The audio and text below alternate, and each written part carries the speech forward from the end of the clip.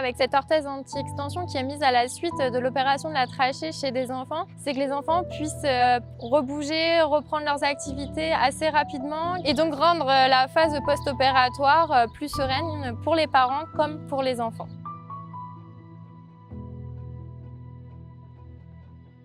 Cette innovation est née d'une demande un peu inopinée d'une kiné qui me demande un bout de jersey pour couvrir une minerve pour une petite fille qui vient de se faire opérer de la trachée et pour qui il ne faut pas qu'elle parte en extension.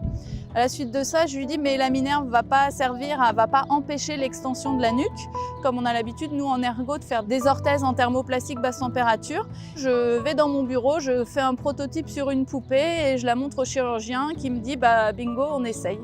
Cette orthèse, elle est innovante parce qu'avant ce dispositif, il n'y avait rien. C'était beaucoup de conseils. Ou alors, on avait une opération qui existait, qui était un fil qui était cousu entre le menton et le thorax. Mais voilà, il n'y avait pas beaucoup de choses qui étaient mises en place. Donc, pour nous, cette orthèse, elle est quand même révolutionnaire.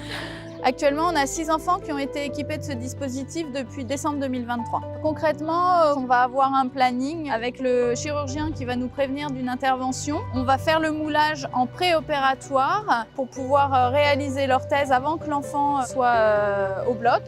Et comme ça permet au chirurgien d'avoir l'appareil au moment de la sortie du bloc.